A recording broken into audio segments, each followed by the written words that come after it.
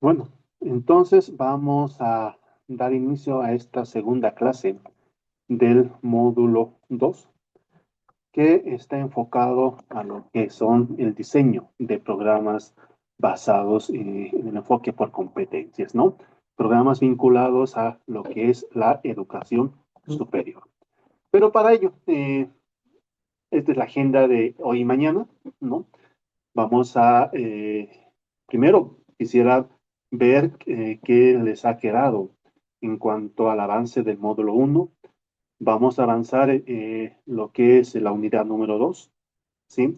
Vamos a hacer algunos trabajos grupales y vamos a tener un espacio de consultas y dudas respectivamente, ¿sí? A ver, quisiera comenzar que qué es lo que les ha quedado de la primera semana, del material de estudio, de los videos, del material de lectura, etcétera. Quisiera escucharles.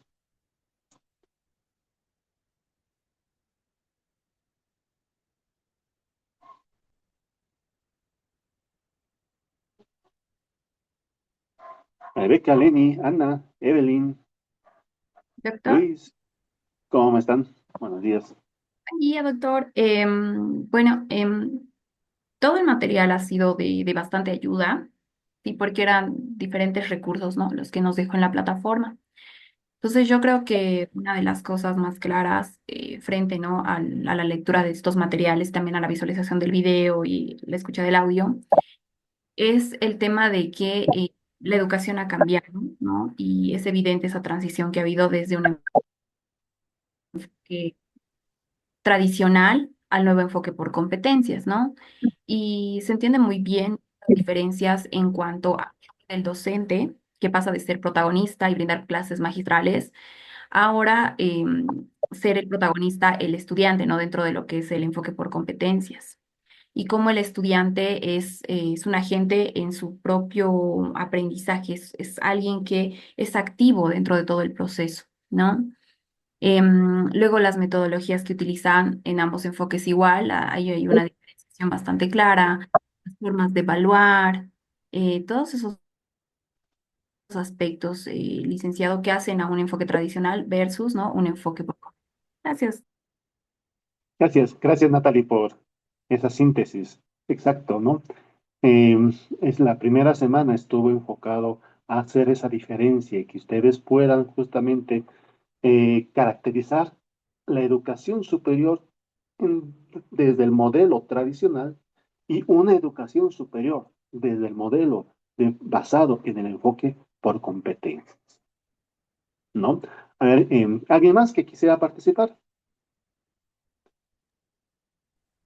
Sí, doctor, buen día. Ok. ¿Cómo está, doctor? Y buen día, colegas. Eh, en relación a lo expresado por Natalie, bueno, pues creo que es un reto para todos los docentes o los que hacemos docencia. Nosotros hemos sido formados, al menos en mis tiempos, pues de otra manera. Este cambio es importantísimo para lo que es la educación superior particularmente, puesto que ya no, como bien decía Natalie, no estamos los docentes para dotar de conocimiento, pasar bibliografía, sino generar ya otras estrategias para que los universitarios tengan tanto el conocimiento como poder aplicarlo en el contexto, prepararlos para que tengan un buen desenvolvimiento laboral. Y como decía al principio, creo que es un reto porque también los estudiantes que ingresan a la universidad tienen una formación todavía vertical, muy a pesar de que en los colegios ya se ven ferias, exposiciones, o sea, tienen una interacción más abierta en cuanto al aprendizaje. Pero igual, muchas veces piensan los estudiantes que en la universidad vamos a continuar con esa modalidad. Y también, bueno, pues yo doy docencia tantos años, hay cierta resistencia, ¿no? De ir más allá o de generar dentro de la clase una práctica para que bueno, pues los prepare para el campo laboral y para la vida también, ¿no? El saber hacer y el saber ser. Es un cambio, especialmente para los docentes que somos antiguos, es un cambio que sí o sí se debe hacer, que es imperante tomar en cuenta, pero que también se debe trabajar bastante con los universitarios para que ellos también se den cuenta que ya no es un proceso de conocimientos, sino además una preparación para la vida y para el campo laboral. Ese es mi aporte, doctor. Gracias, Mario. Bueno, está claramente diferenciadas las distintas diferencias entre el modelo tradicional y el enfoque por competencias. Un enfoque por competencias que lamentablemente en algunas universidades está solamente como sustento teórico, pero ya llevándolo a la práctica, ahí está la dificultad, ¿no? El enfoque por competencias a datos se queda solamente en la planificación, en el papel del docente, pero ya en la utilización y en el desarrollo de sus clases, en la parte práctica, ahí es donde nuevamente estamos basados en el tradicional, en el enfoque por objetivos. ¿Sí? Bueno, en función a esta breve introducción, vamos a ya adentrarnos a lo que vendría a ser el avance de la unidad temática que ahora nos compete, ¿no? Que ya vendrían a ser las 4 etapas del diseño curricular por competencias. Ahora nos vamos a centrar en ese proceso de diseño y rediseño curricular desde el modelo, desde el enfoque por competencias, que es un proceso que vamos a ver que está totalmente planificado, dejando de lado, ¿no?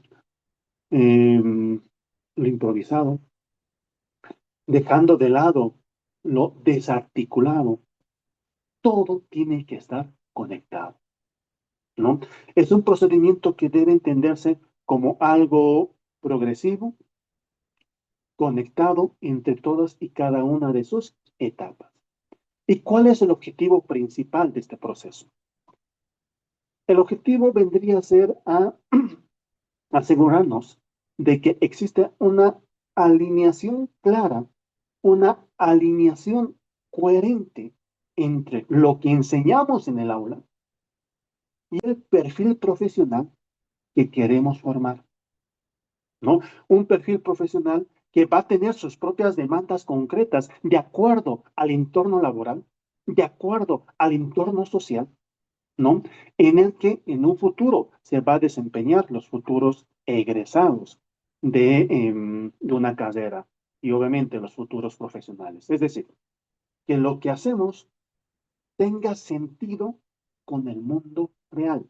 Todo lo que hacemos como docentes tiene que aportar al profesional para que pueda desenvolverse en el mundo real, en un mundo laboral, dejando de lado lo que las simulaciones, ¿sí?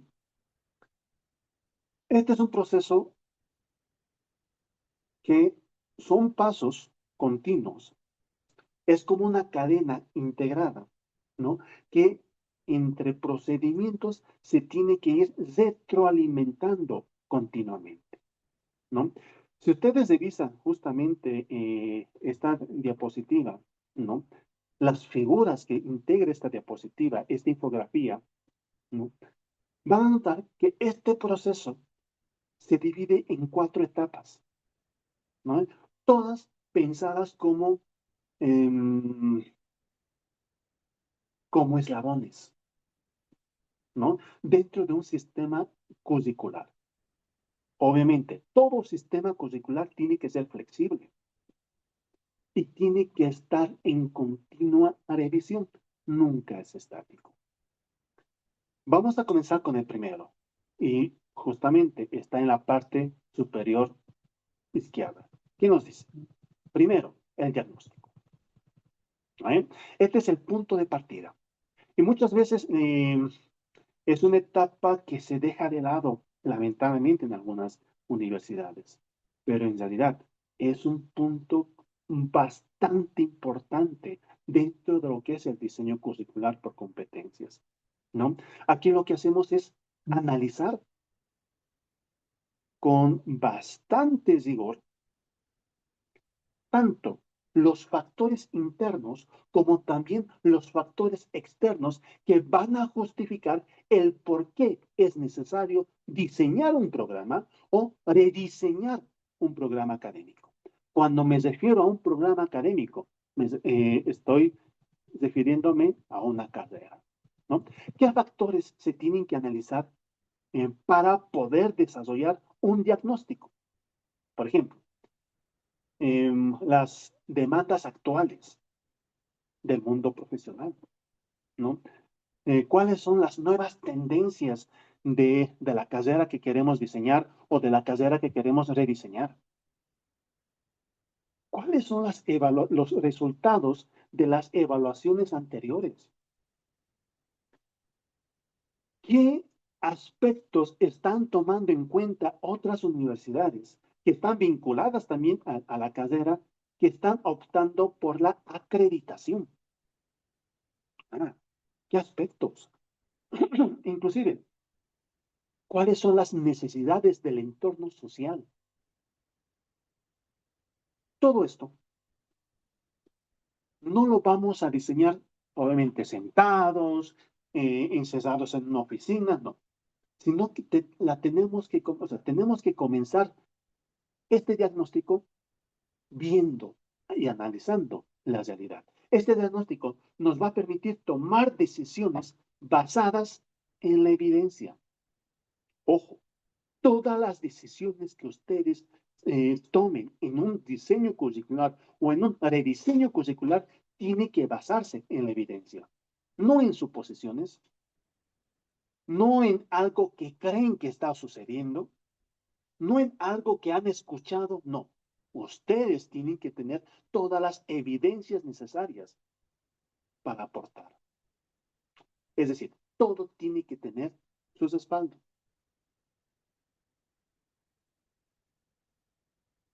Una vez que tengamos ya un diagnóstico, con todos los respaldos, con todas las evidencias que van a sustentar nuestro diagnóstico, pasamos a una segunda etapa, que vendría a ser la formulación o la revisión del perfil de egreso, ¿no? Aquí, el perfil de egreso es como una luz, un faro, ¿no? Que va a orientarnos todo el proceso de rediseño, ¿no? Aquí es donde se van a definir qué tipo de profesional queremos formar, qué competencias queremos que tenga el profesional una vez que culmine su formación universitaria. Cuando hablo de competencias, tenemos que diferenciar entre competencias genéricas y competencias específicas, ¿no ven? Que tiene que obviamente desarrollarlas, que tiene que adquirirlas a lo largo de su formación dentro de la universidad, ¿no? Y cuando hablamos de competencias, hablamos de un conjunto más integrado, ¿no? Donde abarca desde los saberes teóricos, habilidades prácticas, actitudinales, valores, es decir, no solamente los estudiantes saben hacer, ojo, sino que saben cómo hacer, desde qué compromiso ético, desde qué compromiso social, qué áreas temáticas van a incluir, cómo van a organizar sus acciones, etc. Es decir, el perfil de egreso tiene que expresar todo lo que les acabo de mencionar de forma clara. Una vez que terminemos con la formulación del perfil de egreso, pasamos a lo que es la organización del plan de estudios. ¿Sí? Aquí es donde ese perfil de egreso, ¿no?, empieza a tomar forma dentro del currículum, porque en esta etapa decidimos cómo se va a distribuir la formación a lo largo de los cuatro años y medio de estudio. En qué ciclos, qué áreas temáticas se va a incluir qué asignaturas, cómo se van a organizar los trayectos curriculares, etcétera. ¿Sí? También se va a ir definiendo la progresión de las competencias, es decir, cómo se van a ir desarrollando desde el primer semestre hasta el último semestre, ¿no? Y aquí hay algo bastante importante, que se busca garantizar una coherencia tanto tanto en las asignaturas que se van a generar y se van a distribuir por semestre, primer semestre, segundo semestre, tercer semestre, y así sucesivamente, como también por las líneas temáticas, ¿no? Ya de forma horizontal. Estas asignaturas, al momento de generar nuestro plan de estudios, tenemos que convertirlo en una malla curricular que es ya de forma gráfica las distintas asignaturas que se van a tomar en cuenta, ¿no?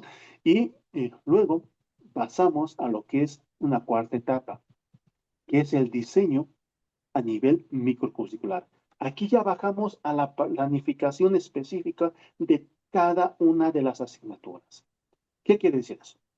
Que en esta fase se va a diseñar cada materia, cada asignatura, teniendo en cuenta qué resultados de aprendizaje se van a esperar en las asignaturas, qué contenidos teóricos, qué contenidos prácticos, metodológicos, didácticos, cuáles van a ser los criterios de evaluación, qué indicadores de logro, son justamente parte de lo que vendría a ser el diagnóstico a nivel microcurricular, ¿no? En esta etapa, ¿no? Se plasma en un plan de asignatura, en un plan de estudios, que generalmente lo desarrolla el docente. ¿Eh? Bueno, eso es en cuanto a lo que vendría a ser las 4 etapas del diseño curricular por competencias. Obviamente, este es el inicio. Vamos a ver ahora el detalle de todas y cada una de estas etapas, ¿no? Y tengan en cuenta que este diseño curricular nunca es estático. Se caracteriza por un proceso cíclico, se caracteriza por un proceso flexible, de continua actualización. ¿Por qué? Porque tiene que ser pertinente a nuestra realidad. Y la realidad es estática. No, no es estática. Por lo tanto, nuestros planes de estudio tampoco son estáticos. ¿Sí?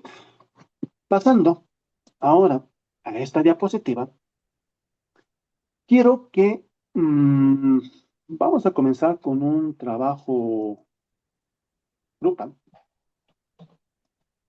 Perdón. A ver, ¿qué identifican en esta diapositiva? Por 10 minutos. Vamos a trabajar. ¿Qué ven en esta diapositiva? Que está vinculado a lo que es la primera etapa del diagnóstico curricular. ¿Sí? Simplemente quiero que me describan qué entienden por esta diapositiva.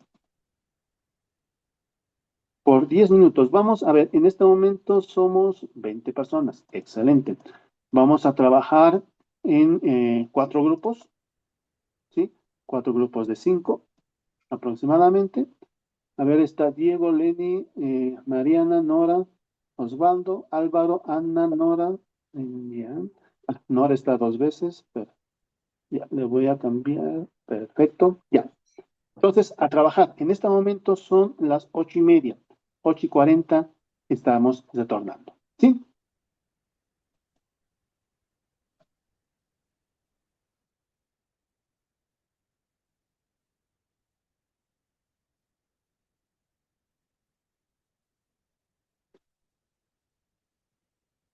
Claudia, te voy a poner al grupo 2.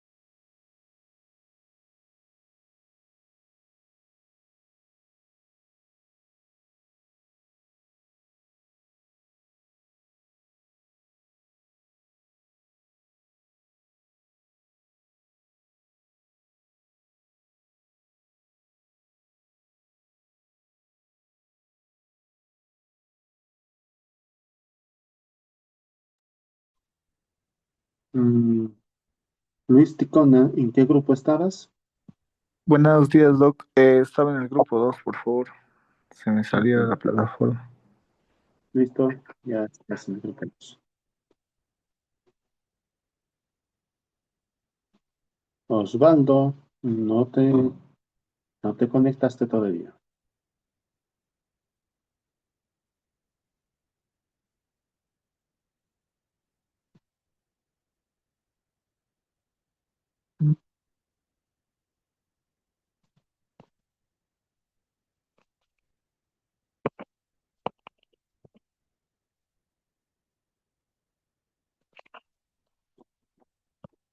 Ah, sí.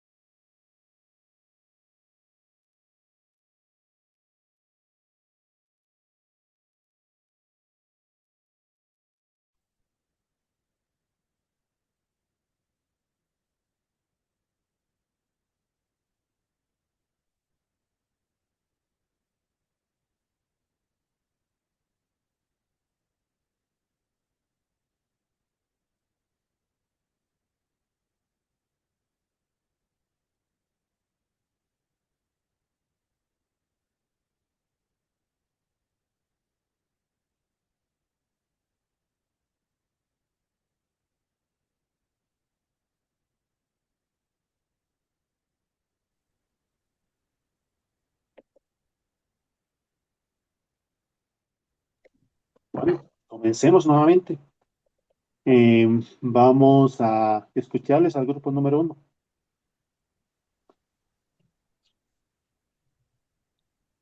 Lenny, Mariana, Nora, Osvaldo. Y doctor, va a empezar Osvaldo.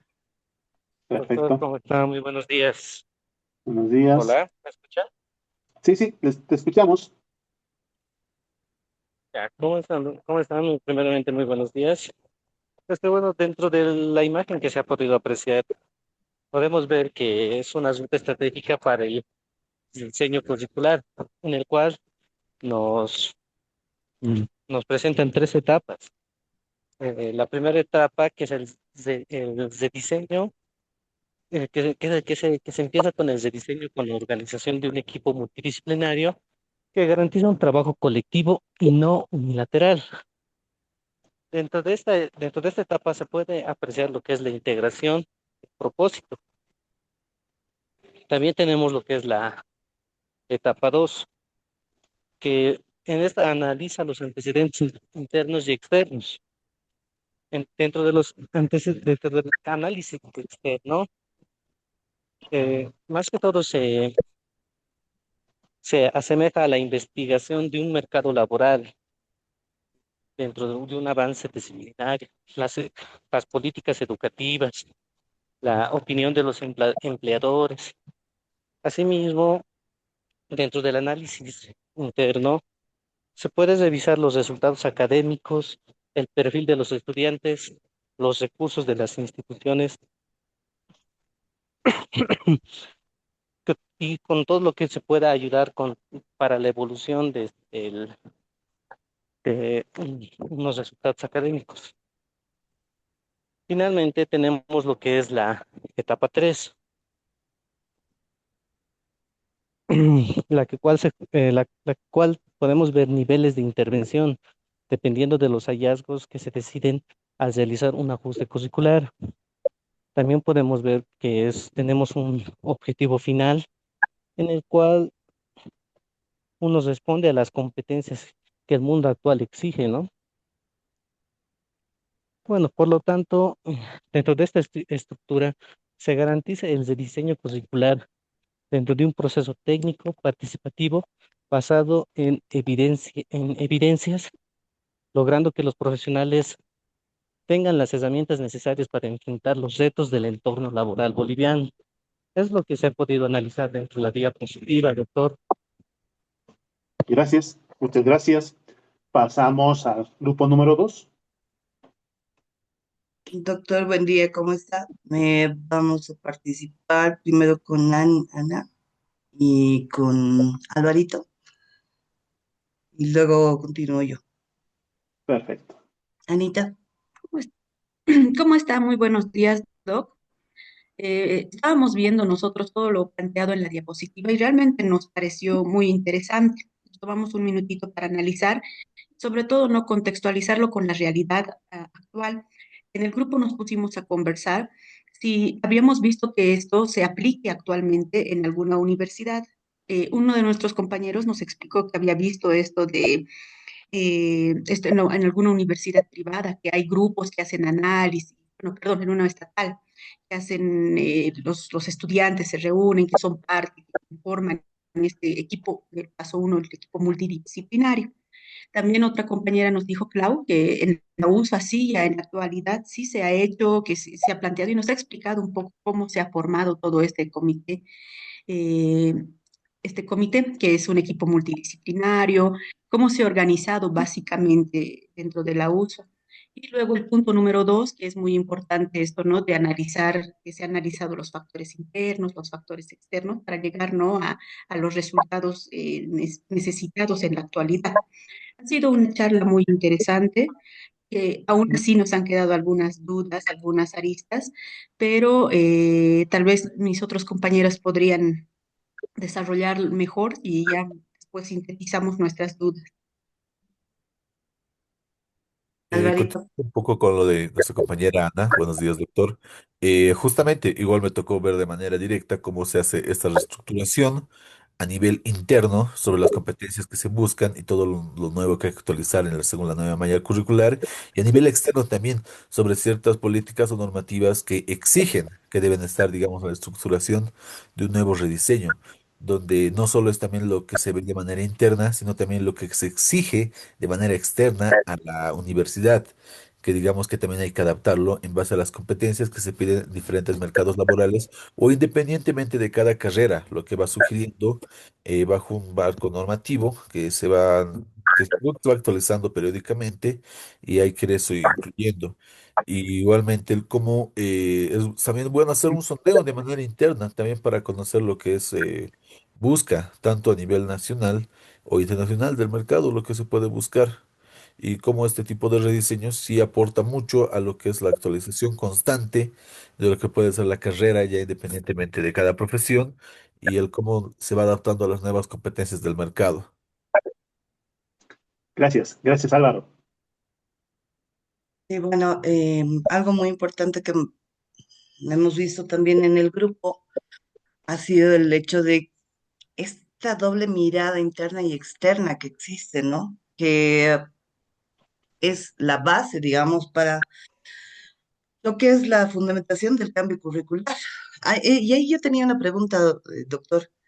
¿Cada cuánto tiempo es pertinente realizar estos cambios curriculares en las mallas? Cada corte, es decir, cuando se inicia la formación con una malla curricular, esta malla curricular tiene que, los estudiantes que han ingresado con la nueva malla, tienen que culminar esa malla, y ese periodo, cuando estén terminando, se puede ya pensar en el rediseño curricular para que el próximo corte pueda comenzar con una otra malla actualizada. Ahí me queda una duda. Hay una universidad X privada que sí se maneja sobre este enfoque por competencias. Por razones de economía, muchos alumnos han abandonado algunas carreras y hubo este cambio de modelo de enfoque curricular. Por lo tanto, estos alumnos han tenido que volver a pasar un año entero por nuevas materias que se habían incluido. Entonces, si bien es muy interesante y es muy, ayuda mucho, digamos, a integrarse en lo que es el mundo laboral en la actualidad y a estar de acuerdo a lo que se exige de acuerdo al mundo laboral en la actualidad, en el día a día, pero ¿qué se hace con estos alumnos? Porque también hay que pensar en ellos, ¿no? O sea, pensamos, sí, ciertamente que el mundo estudiantil y el mundo laboral no va a parar, como usted decía, pero ¿qué hacemos con esta gente? Porque estamos dejando futuros profesionales que se han quedado ahí y que ya no continúan tampoco. Tenemos un alto nivel también de deserción universitaria en gente que no ha podido terminar o que ha terminado la carrera, pero que no ha podido, por ejemplo, defender sus proyectos de grado. Ya, a ver. Eh, lo que se, lo que se tiene que hacer justamente en el ámbito de la educación superior, los cortes, las actualizaciones se desarrollan de acuerdo a la vigencia, o sea, de un corte, o sea, es un periodo de 4 años, ¿no? Pasan 4 años y nuevamente se inicia con una nueva malla si es que haya actualización. Se supone que en los 4 años los estudiantes han terminado justamente su formación, ¿no? Pero hay algunos estudiantes rezagados con algunas materias reprobadas. Un estudiante que, digamos, ha comenzado con una malla, reprueba en el primer año una materia, luego reprueban 2 materias, una materia, y eso hace que el estudiante se retrase. O hay algunos estudiantes, y justamente hemos visto en algunas universidades, que pasan 6 materias, aprueban 2. Prueban, cursan nuevamente, se inscriben con 6 materias y aprueban una. Nunca van a salir. Y continuamente hay una actualización en torno a ello, ¿no? Lamentablemente eso es una realidad. ¿no? Y la universidad tampoco, las universidades privadas no pueden, por un grupo de estudiantes, dejar de actualizar sus mallas. ¿Por qué? Porque están en desventaja. Y también, ¿por qué? Porque están obligadas a generar un proceso de actualización según la normativa. Ah, ok, O sea, perfecto, muchísimas gracias. un estudiante, o sea, la universidad no puede dejar de actualizar porque va a quedar en desventaja con el resto de las universidades. Ujú. Existen justamente planes eh, para que poder regularizar la convalidación de materias, etcétera. Esa es una realidad. Lamentablemente, para este grupo de estudiantes que lamentablemente no han terminado su corte, ¿no? O sea, en los 4 años como debería ser, ¿no? Esa es una realidad y coincide con lo que tú me acabas de mencionar. No sé si te respondo. Sí, más bien muchísimas gracias. Y bueno, terminando mi intervención, estamos de acuerdo en que realmente todo esto es un diagnóstico, este diagnóstico es básicamente la herramienta que es fundamental para que se pueda determinar cuál es la magnitud del cambio que se necesita, para que se pueda asegurar, nos parece, la pertinencia y la calidad del plan de estudios que vayan a tener las distintas carreras. ¿Cómo no te escucho bien? Te he escuchado entrecortado. ¿Es una pregunta? No se preocupe, no se preocupe. Consideramos que este diagnóstico es una herramienta fundamental que va a permitir que se determine la magnitud de los cambios que se tienen que hacer, justamente para asegurar la pertinencia y la calidad de los planes de estudio de las distintas carreras. Exacto, ¿no? De acuerdo a este diagnóstico, de acuerdo a las evidencias que los profesionales implicados en el diseño acumulan, y obviamente de acuerdo a ello pueden aportar en un cambio, en un ajuste, simplemente en un ajuste de la malla curricular, o algunas veces hay que ir más allá y hablar de un rediseño curricular, o en todo caso, un rediseño de una nueva carrera. ¿No? Eso va a depender de las evidencias del trabajo del equipo del comité curricular que se ha conformado. Gracias, doctor. ¿Listo? El siguiente grupo,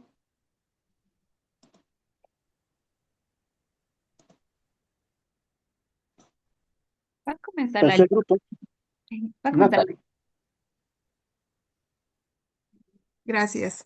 Gracias, Natalie. Muy bien, como se puede observar en la diapositiva, y cuando hablamos de un rediseño, entre comillas, exitoso, bueno, pues se deben seguir los procedimientos establecidos.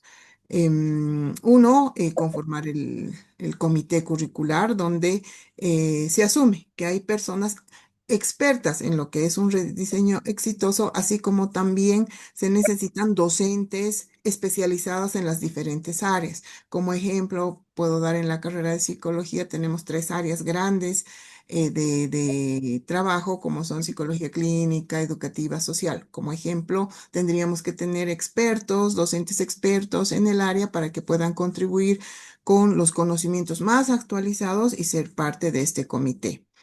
También es importante la participación estudiantil, donde pues son quienes viven diariamente una malla curricular en lo que son las clases de las diferentes asignaturas. Y por último, necesitamos también un asesor curricular, un profesional que sea experto en lo que es en la parte metodológica, procedimental y en sí la elaboración del documento como tal.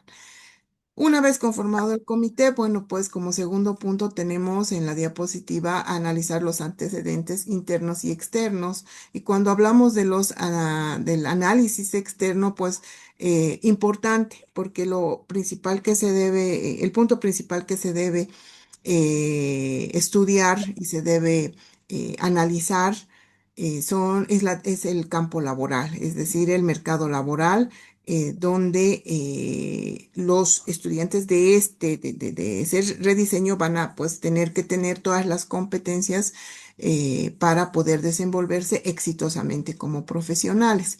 Para ello también es importante, y decía, conversaba usted, doctor, con el anterior grupo, la normativa. Sabemos que la normativa nos da directrices para determinar el marco de acción de este rediseño curricular. Y también es importante, al analizar el campo laboral, pues hacer un estudio, entre comillas, como un estudio de mercado, y pues tener la certeza de que toda la planificación y el proceso de rediseño pues esté acorde a estos futuros empleadores. Y el análisis interno, que es muy importante, ¿no? Sobre el impacto que ha tenido la anterior malla curricular o la malla que se está rediseñando, ver qué resultados se ha tenido, cuánto ha habido de ya egresados, titulados, también deserciones importantes, o sea, ver todo el proceso de la malla que se pretende rediseñar. Y también es importante hacer un estudio interno con las autoridades, los docentes y también los estudiantes que ya hubiesen culminado con esta malla que se pretende rediseñar. Entonces, es muy importante el análisis externo que se realiza y el análisis interno. Continúa, Nata, por favor. Gracias, Lizen Mabel. Bien, como tercer punto, después de todos estos aspectos importantes que mencionaba la Mabel, está el fundamentar, ¿no? Este cambio curricular. Por tanto, la diapositiva nos sugiere que debería sistematizarse todos los hallazgos que se han encontrado. Como usted nos decía, hay que respaldar, ¿no? El por qué se han hecho estos cambios. Y dentro de esto también tenemos que ver el tema de este ajuste curricular, ¿no? ¿Qué modificaciones cuáles se han hecho dentro de lo que son las asignaturas, eh, y cómo esto va a ir a alterar, ¿no? También el perfil de egreso del profesional. También va a estar sustentado en toda esta parte lo que es el diseño curricular, esta revisión profunda en cuanto a la estructura, a las modificaciones que se están realizando. Y ¿no? El diseño de esta nueva carrera, como dice ahí abajo, ¿no? Que es básicamente la creación del currículum completo desde cero y que es todo esto una visión también, una estrategia, una decisión que va a contribuir, ¿no? A mejoras. Entonces, todo esto nos permite visualizar básicamente cómo se estaría dando este rediseño y cuáles son los pasos que tendríamos que seguir para que este sea exitoso. Gracias, doctor. Gracias, gracias, Natalie. Finalmente pasamos al grupo 3, al grupo 4, perdón. Rebeca, Evelyn, Joaquín, Pamela. Buenos días, Licen. Buenos días. Bueno, justamente nosotros estábamos discutiendo este punto y la imagen nos muestra, ¿no? Un diagnóstico curricular dividido en tres etapas, ¿no? Las cuales van conectadas. Como podemos ver en la primera etapa, se conforma un comité curricular, el cual nos permite crear un equipo multidisciplinario donde interactúan miembros esenciales del comité y sobre todo se interactúa, creo, con los representantes estudiantiles, que es lo más importante. En el segundo punto podemos ver que se analizan los antecedentes internos y externos, ¿no? Estos tienen que ver, los externos tienen que ver tanto en el ámbito laboral y los internos dentro de la institución, ¿no? Para esto creo que es importante mencionar la importancia que se debe tener una visión integral, ¿no? Así, juntándose tanto los docentes y fundamentalmente escuchando a los estudiantes para poder así tener una mejor participación. Y en el tercero es fundamental el cambio curricular. Creo que en el tercero, ¿no? Se toma ya los ajustes curriculares pertinentes, el rediseño curricular y el diseño de una nueva carrera. Creo que este currículo responde tanto a la institución como a las demandas del mundo real. Y la triangulación de estos tres de estas tres etapas nos permite tomar decisiones que se basan en evidencias, ¿no? Y no en suposiciones.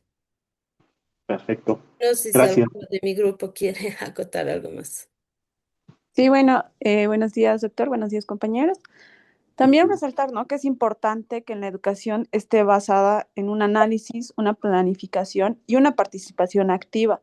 ¿Para qué? Para que se puedan agarrar todos los aspectos necesarios y que de esta forma realmente se puedan hacer cambios que vayan a favor de los estudiantes, a favor de las competencias, de poder llegar realmente al mercado laboral, a las políticas y también que podamos destacar, ¿no?, como estudiantes, como profesionales hacia el mundo real que hoy en día está creciendo abismalmente, ¿no?, más que nada en la tecnología.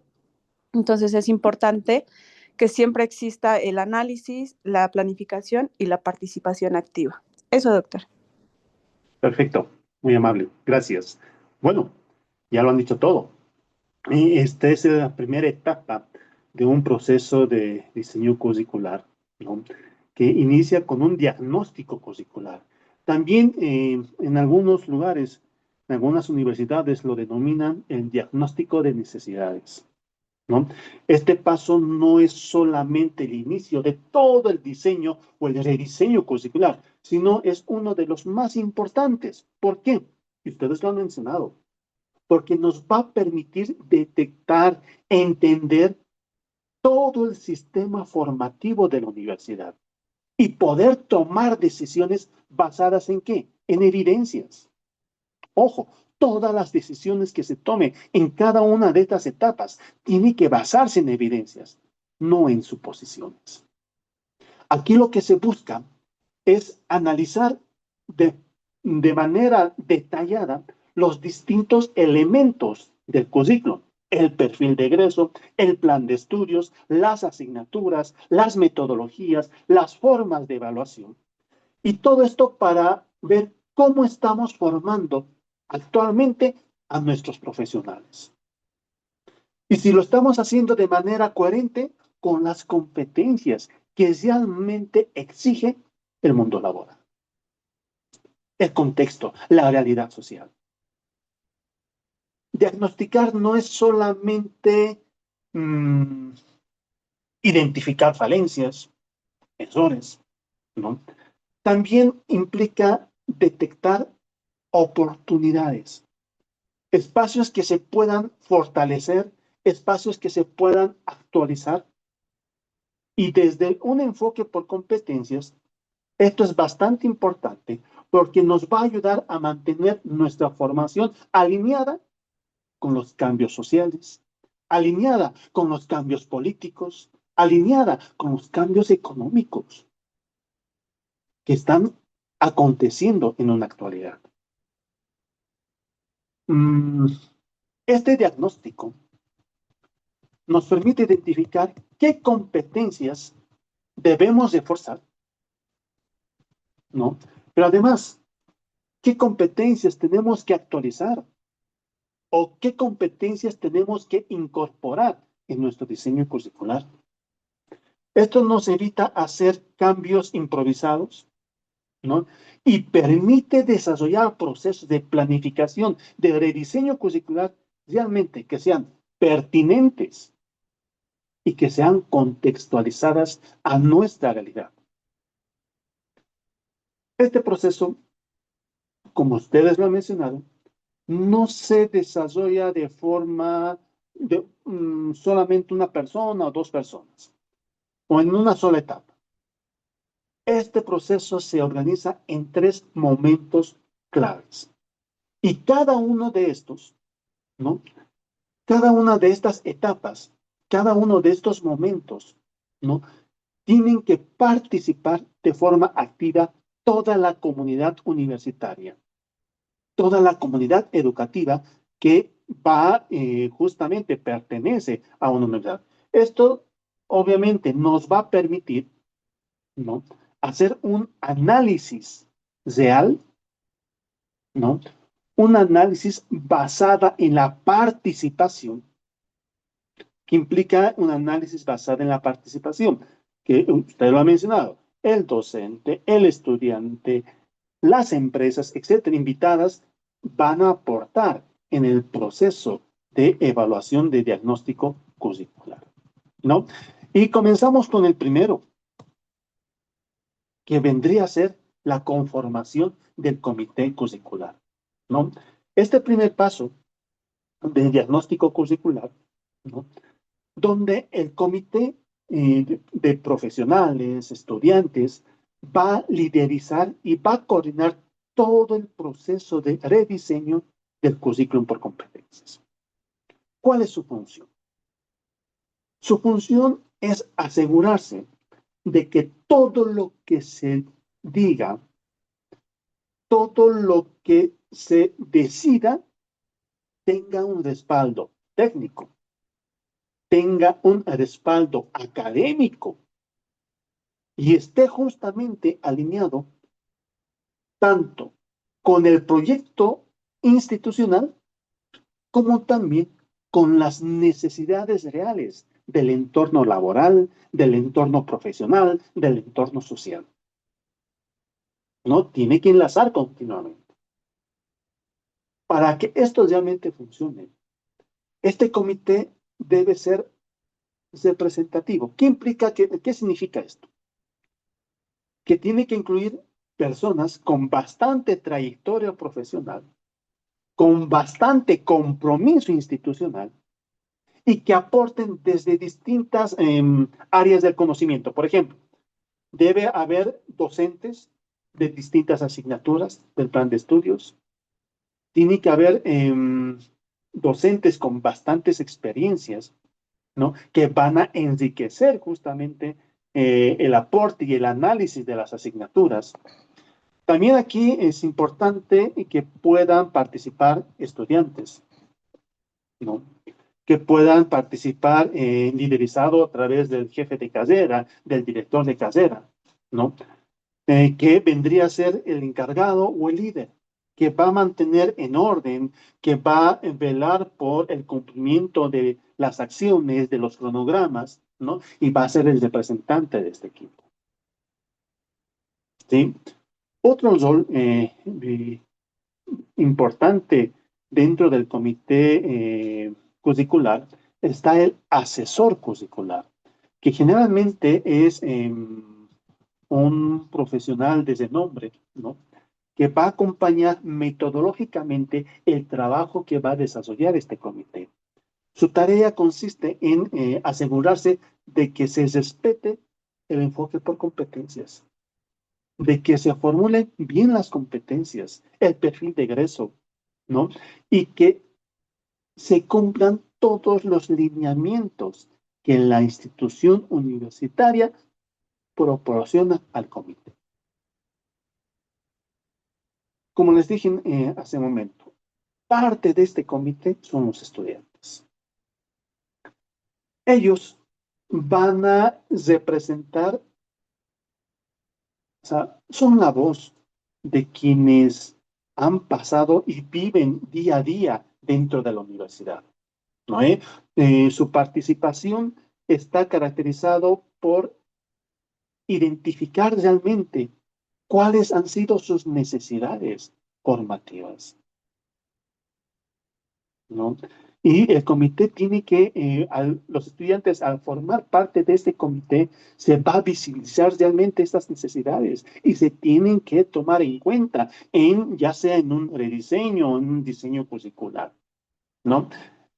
Dentro de este comité, dentro de los profesionales que conforman este comité, hay una persona quien va a asumir como secretario, ¿no? Un secretario técnico, ¿no? Esta persona es la encargada de poder documentar todo el proceso, desde lo que vendría a ser la elaboración de actas, ¿no?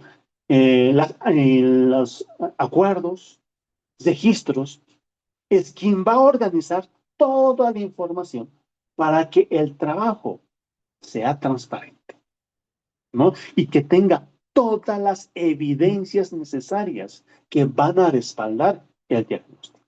Una vez que se conforma el comité, una vez que se tenga claro cuáles van a ser los roles, cuáles van a ser las funciones. Recién se pasa a un segundo momento, el análisis de antecedentes internos y externos. ¿Sí? Este segundo momento consiste en analizar los antecedentes técnicos internos del programa. ¿Para qué? ¿Para qué vamos a analizar? Para identificar desafíos, identificar necesidades, identificar oportunidades, ¿no? Del entorno donde van a desenvolverse los futuros profesionales que se van a formar en la universidad. Esta fase es importante porque evita que el rediseño se base solamente en lo que ocurre dentro del aula.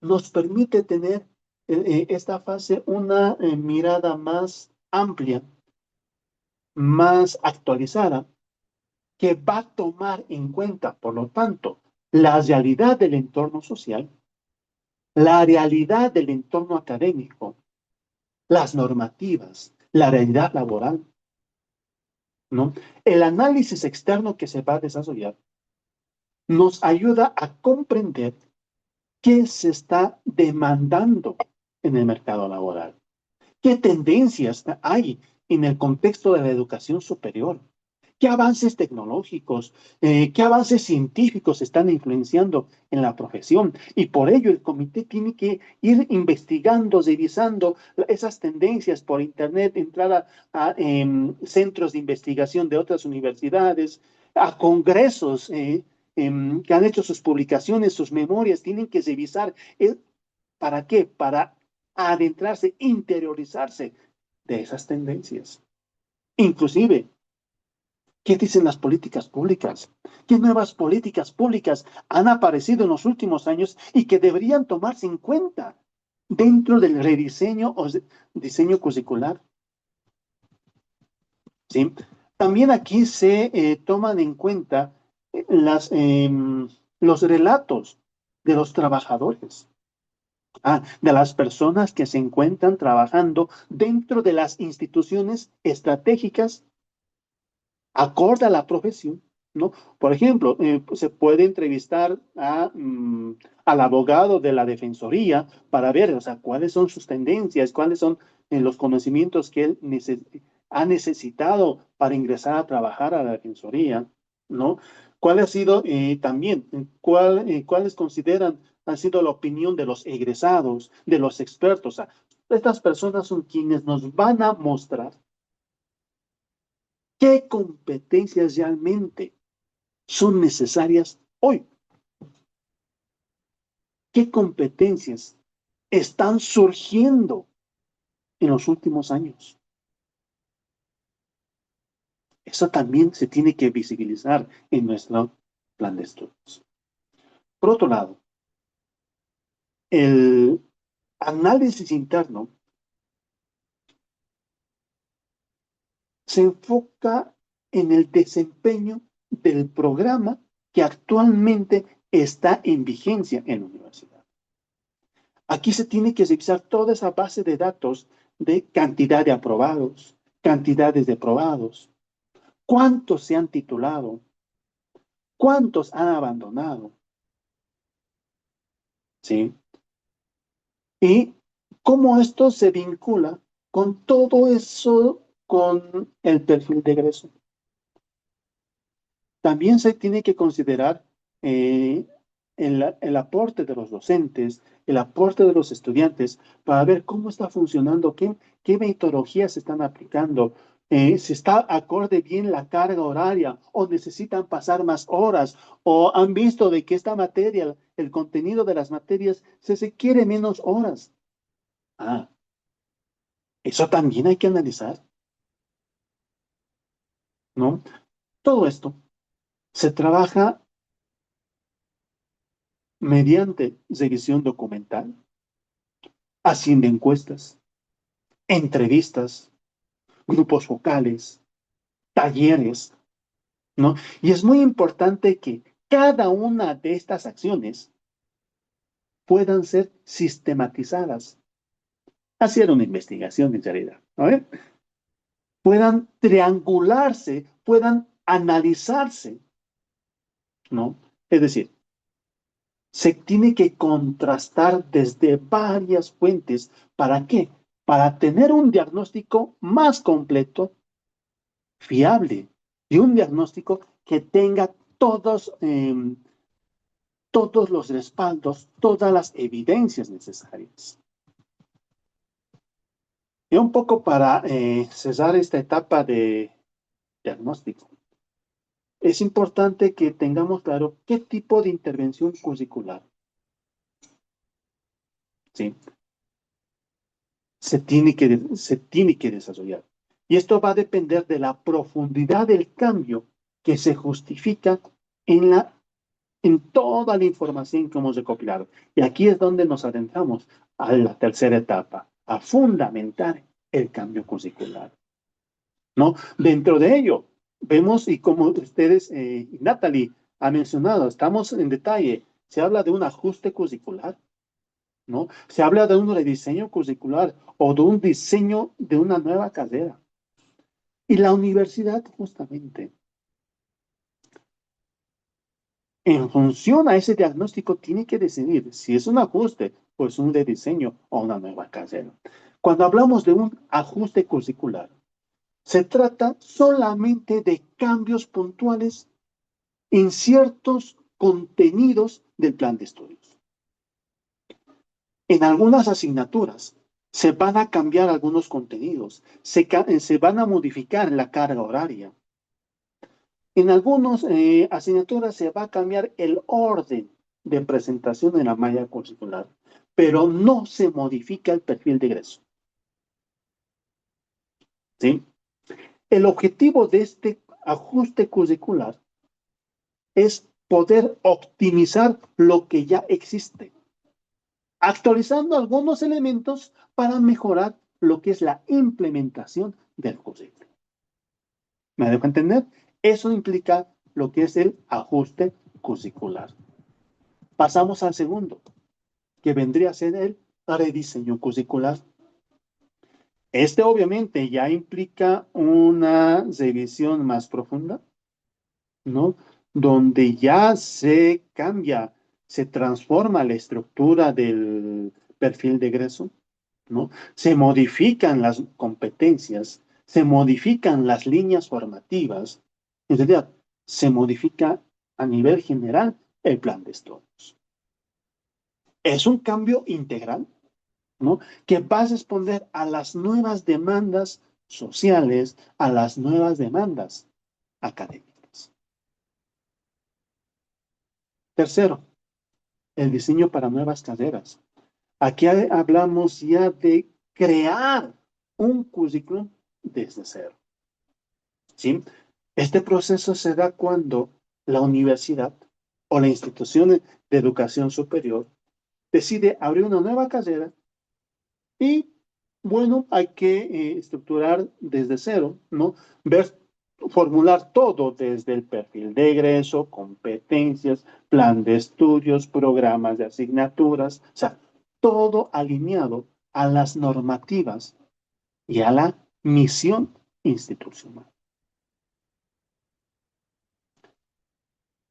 Una vez que hemos definido el tipo de cambio que vamos a hacer, si va a ser un ajuste o el diseño, se debe proyectar el plan de acción.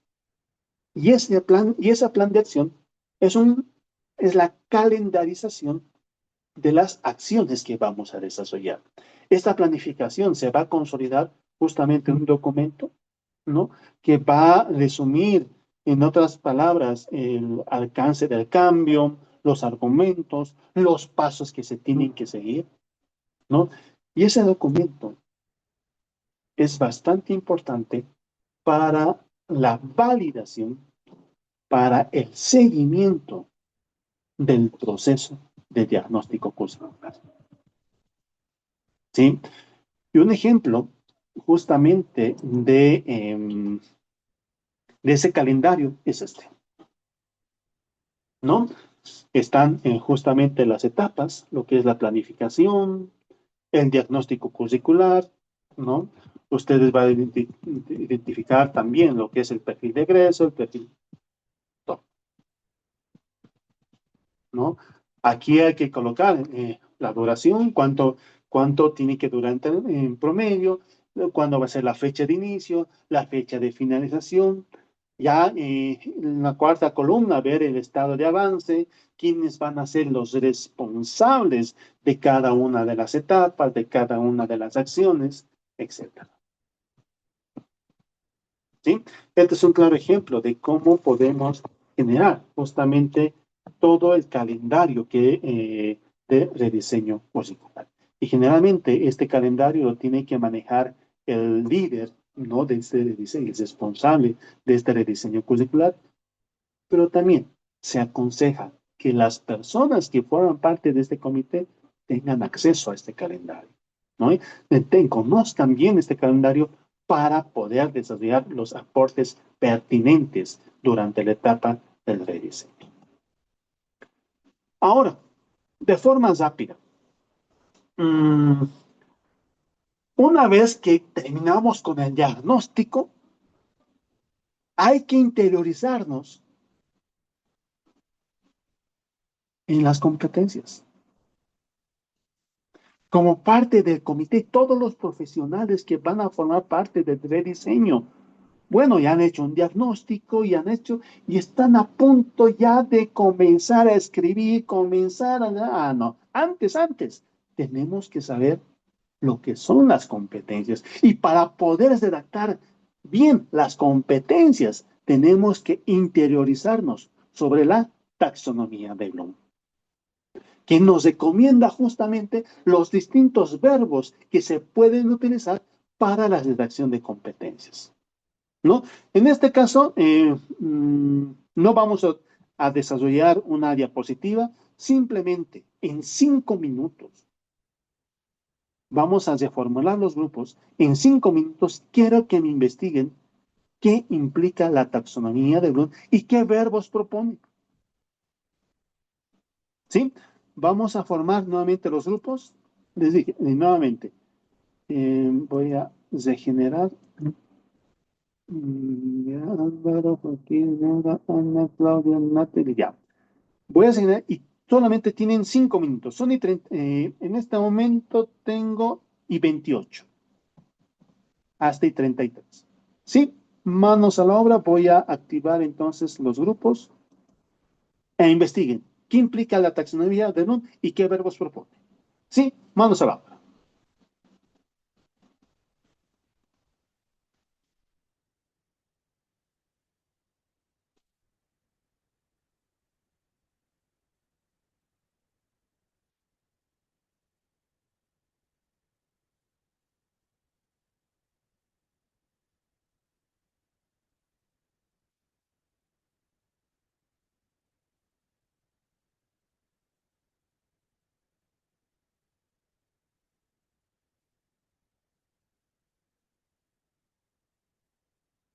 José, Eric, Osvaldo, ingresen, por favor. Faltan ustedes 3. No me llegó el link, por si acaso. Ya, a ver. Enseguida, José. ¿Ahora sí te llegó? No, ¿Estás desde tu celular o desde una computadora? desde mi laptop. Es claro, está. Tú sabes que en Zoom se manda a todos, no hay excepción a que no llegue. A ver, explorar en una de las alternativas, debe estar por ahí.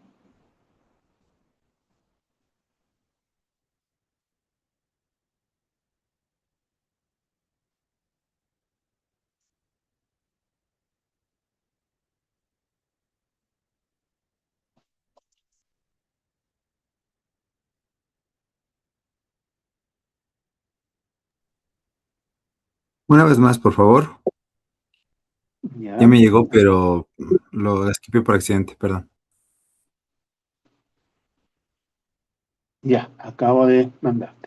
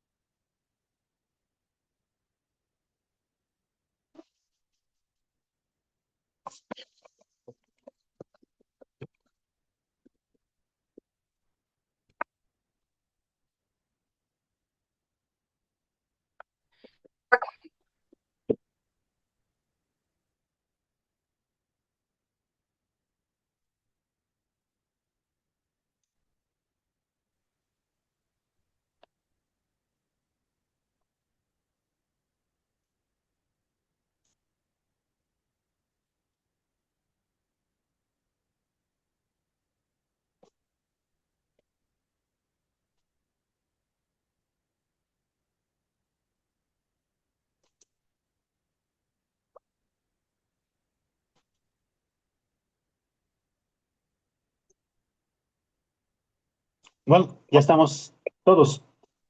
Comenzamos de forma rápida el grupo 1, 11 representantes solamente. Vamos.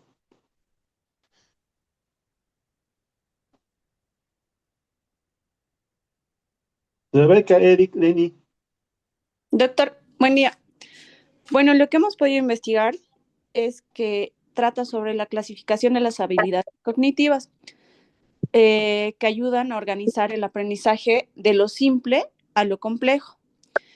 Y va trabajando a través del recordar, el comprender, el aplicar, el analizar, el evaluar y el crear.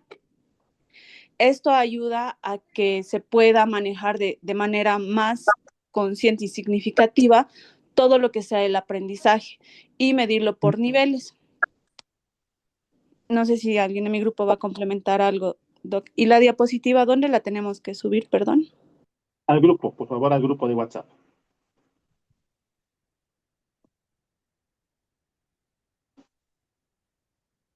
Perfecto, a ver. Grupo 2, Álvaro, Evelyn, Oscar, Pamela.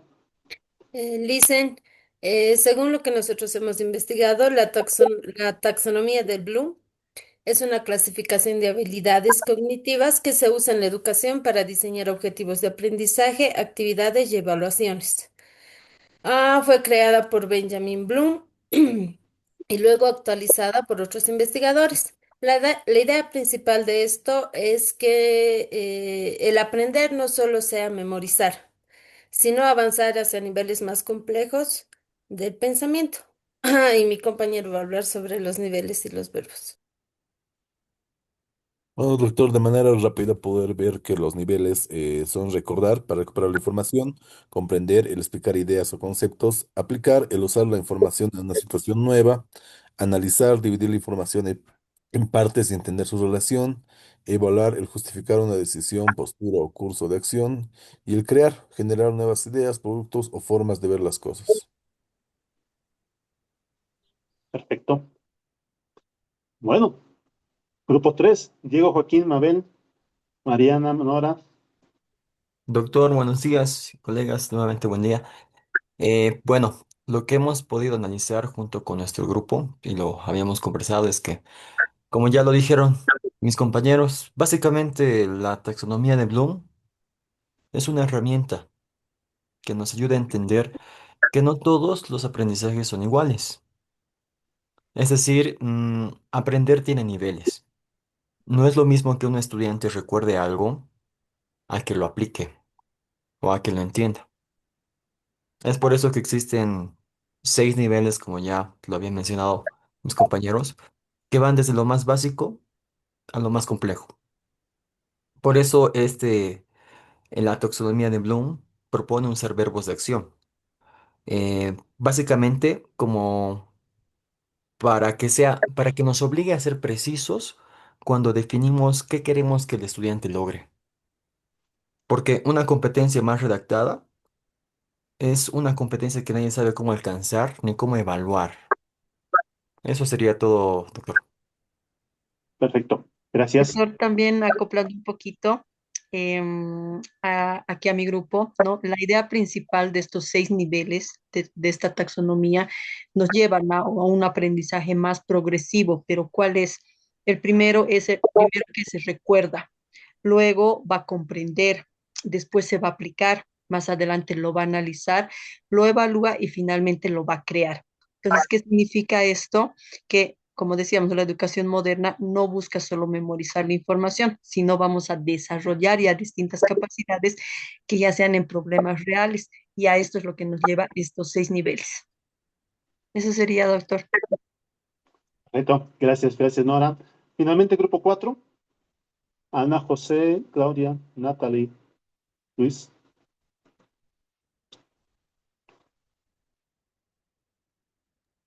Ya. Vamos a hablar todos, complementando con lo que hemos investigado, doctor.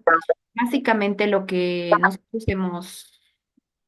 nosotros hemos investigado sobre la taxonomía de Bloom y los verbos, ¿no? Que nos pedía, es que, como ya lo habían mencionado los compañeros, es una clasificación en cuanto a los procesos cognitivos que las personas van a utilizar para aprender. Y en este sentido, dentro de los verbos que nos plantea, o sea, si bien es una jerarquización de lo más simple a lo más complejo, es que vamos a encontrar 3 niveles: un nivel básico, un nivel medio y hay un nivel más avanzado, más complejo. Dentro de esto vamos a encontrar como una pirámide, si es que se puede dar la analogía, de verbos que tienen relación con las competencias que se buscan lograr, ¿no?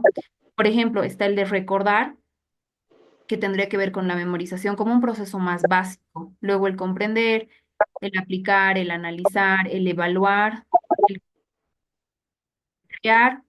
Y esto va a depender también de cuál es la competencia, o sea, qué verbo vamos a utilizar, va a depender de qué competencias queremos que el estudiante genere, ¿no? Por ejemplo, si nosotros queremos, digamos, dentro de crear, que él cree, que él produzcan, digamos, algo, ¿no? Genere, digamos que la competencia sonaría algo como diseña un programa de intervención psicológica y ahí habría que complementar, ¿no? Con los siguientes elementos a la competencia. Va a complementar ahora mis siguientes compañeros.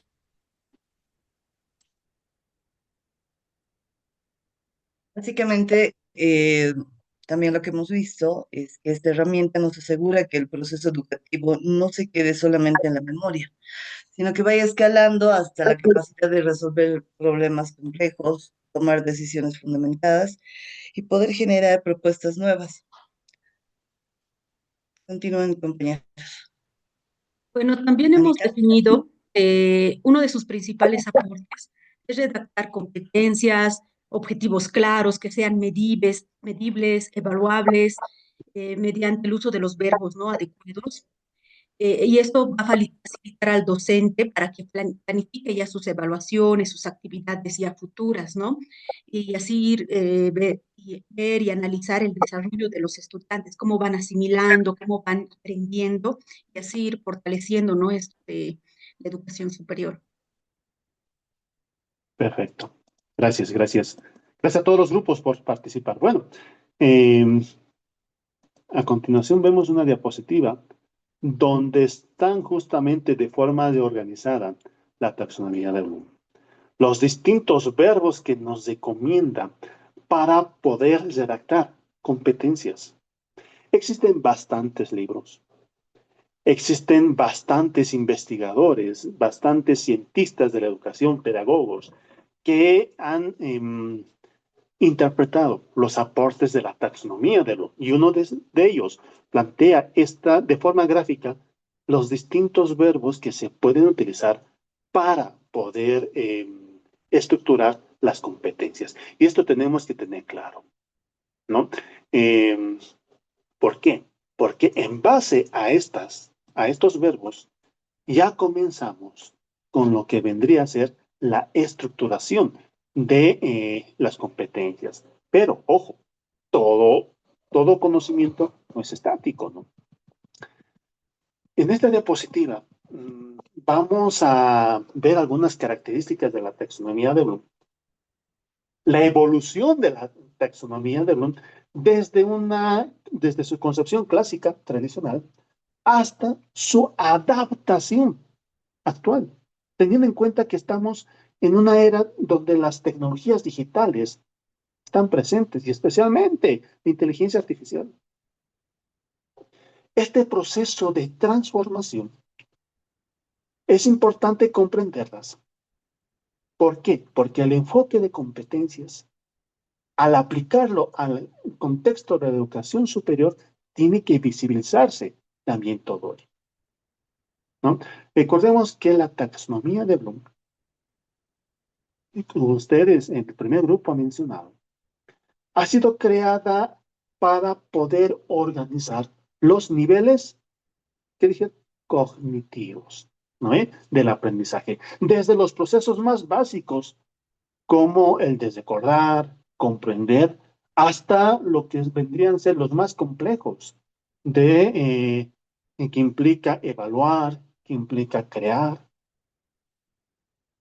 Durante bastantes años, este modelo ha sido una base para lo que es la planificación curricular, para la formulación de objetivos y obviamente para el diseño de procesos evaluativos en los distintos niveles formativos, desde lo que vendría a ser primaria, secundaria y lo que es ahora la educación superior.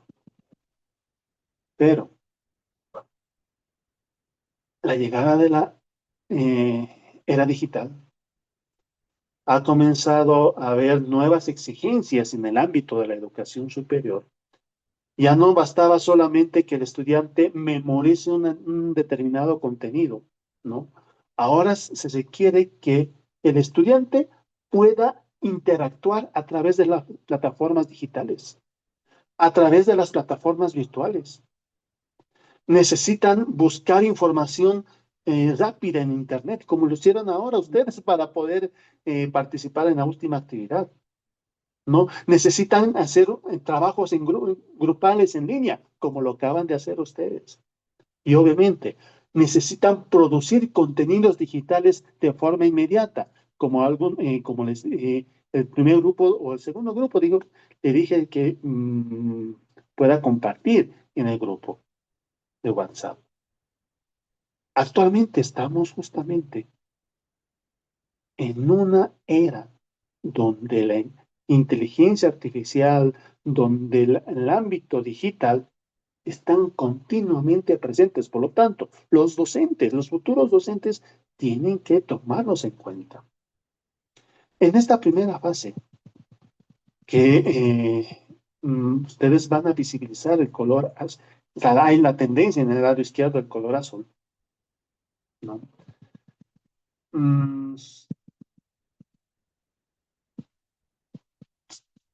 Esta es la primera, ¿no? Esta es la primera parte donde comienzan a adaptar la enseñanza de la educación superior al ámbito de la era digital. ¿Sí? Donde no solamente vamos a ver la taxonomía, donde no solamente vamos a ver los verbos, sino se van incorporando nuevos verbos, nuevas acciones que están comenzando a vincularse con el uso de la tecnología. Por ejemplo, el nivel de crear, ¿no?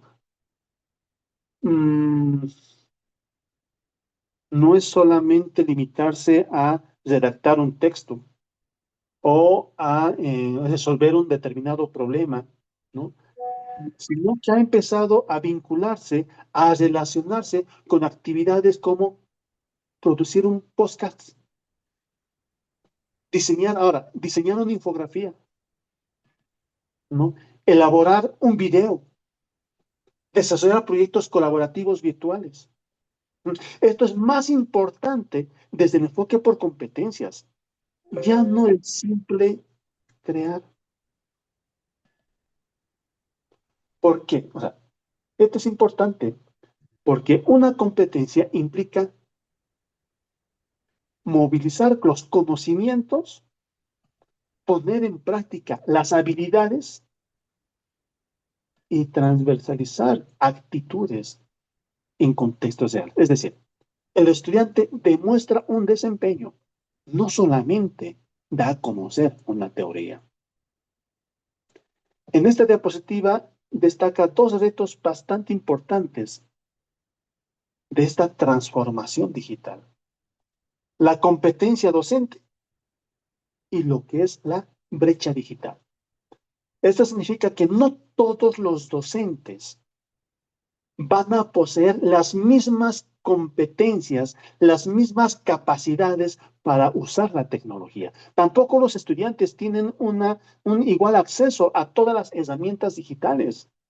Por eso el enfoque por competencias exige que las instituciones de educación superior, no solamente actualicen sus contenidos, no solamente hagan el diseño, rediseño de sus curriculares, sino que también fortalezcan sus capacidades pedagógicas, ¿no?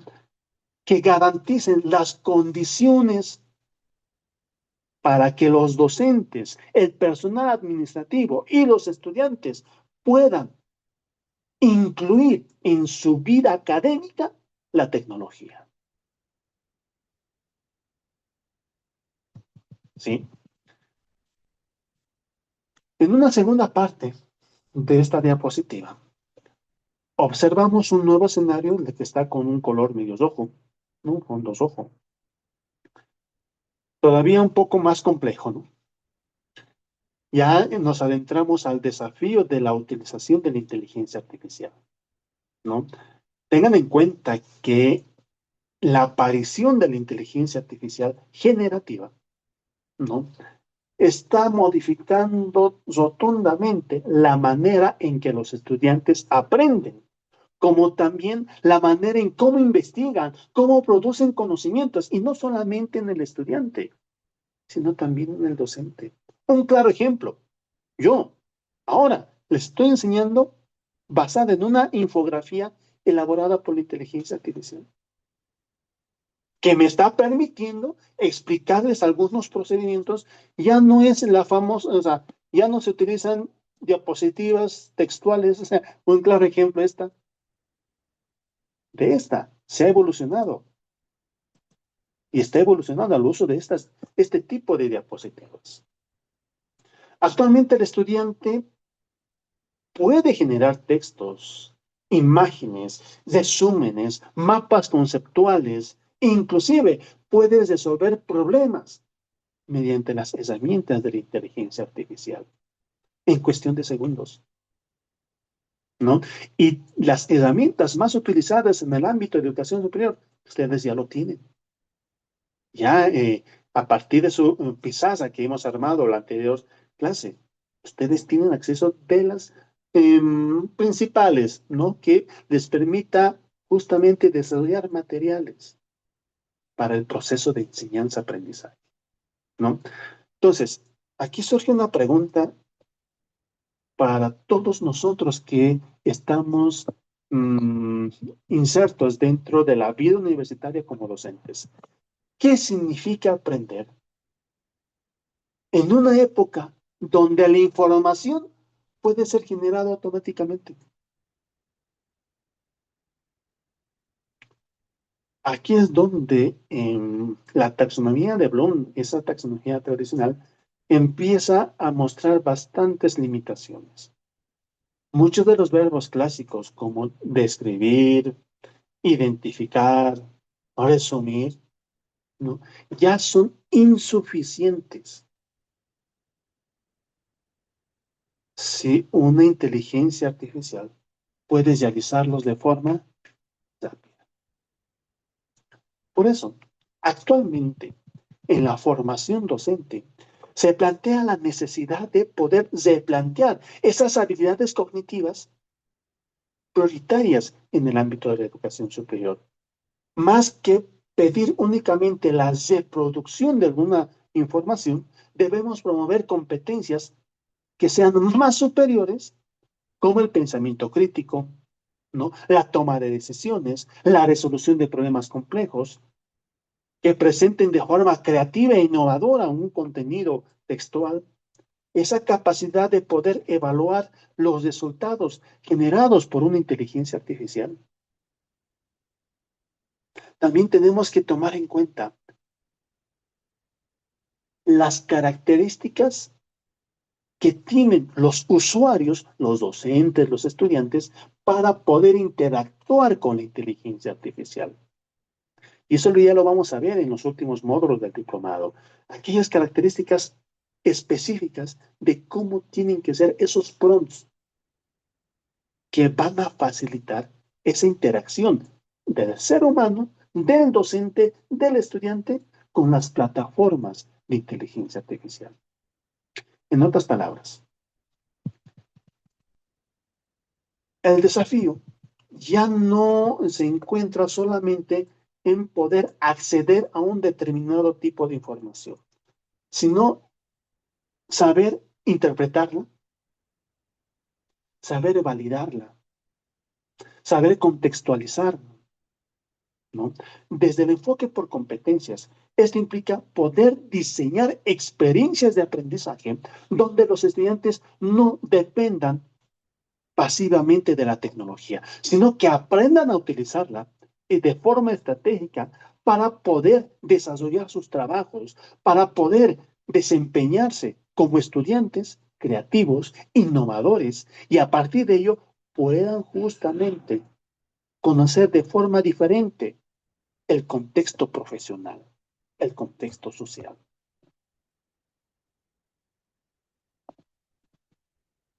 ¿Cómo podemos evaluar la habilidad de interactuar con la inteligencia artificial o analizar críticamente sus respuestas. A ver, ¿quién se anima a responder eso? ¿Cómo podemos evaluar esa habilidad para poder interactuar con la inteligencia artificial o analizar críticamente las respuestas que da la inteligencia artificial?